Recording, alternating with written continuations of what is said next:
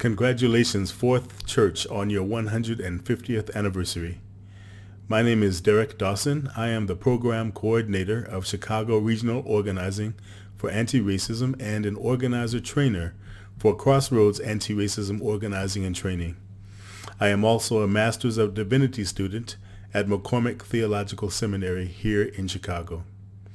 Crossroads and Chicago Roar have been doing systemic and institutional anti-racism work since the mid-1980s.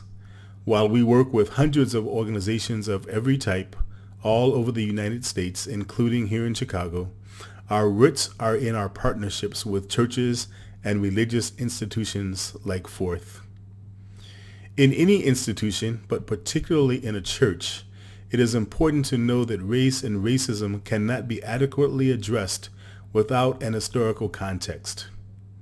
How appropriate it is that Fourth Church is highlighting your anti-racism work in your celebration of 150 years of service in Chicago.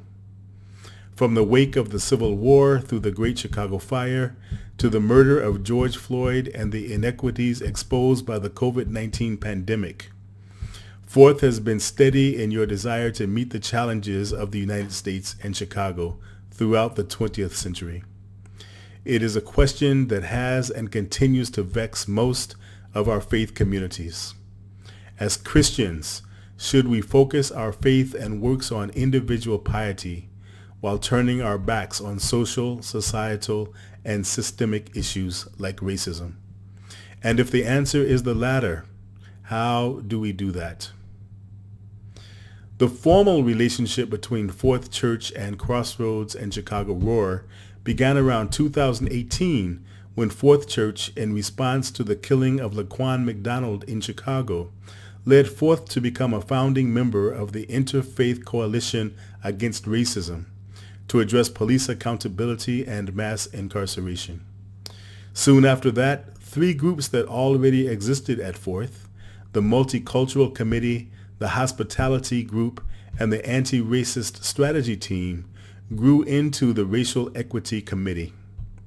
As a result of Sessions' response to the congregation's desire to dismantle any barriers preventing anyone's full participation in the life of Fourth Church.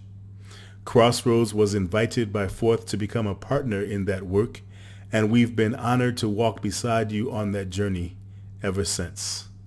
To be sure, Crossroads and Chicago Roar have also benefited tremendously from our partnership with Fourth.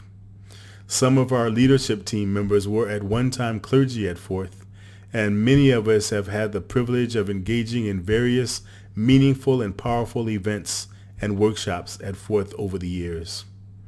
In 2019, I was invited and brought into the family, along with several of my Episcopalian friends, to go with you on a civil rights legacy tour to Birmingham and Selma, Alabama, and Jackson, Mississippi, including the Equal Justice Initiative's Legacy Museum.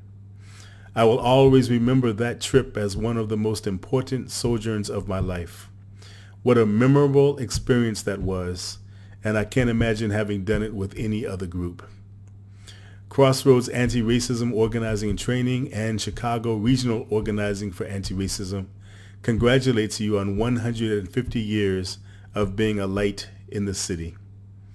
If there is any advice I can offer to make that happen, it is this. Know that racism is an evil, and know that the 5 strategic directions that your session has set forth for the next 5 years, embrace racial equity, partner in mission and social justice, engage young adults, leverage technology, and live in a spirit of abundance, are all rooted in anti-racism and anti-oppression. Addressing them will require constant anti-racist and anti-oppressive diligence by the entire body of Fourth Church. In the words of the Reverend Shania Leonard, PCUSA's Associate for Race and Gender Justice, we know we are not called to be victims. We are called to be victorious. And we are called to have power to defeat sin and say, this does not have to be our final resting place, sitting in this mess. But we can get up, take up our bed, and walk, and live into a new reality and beloved community that God is calling us to. May your light continue to shine for another 150 years and beyond.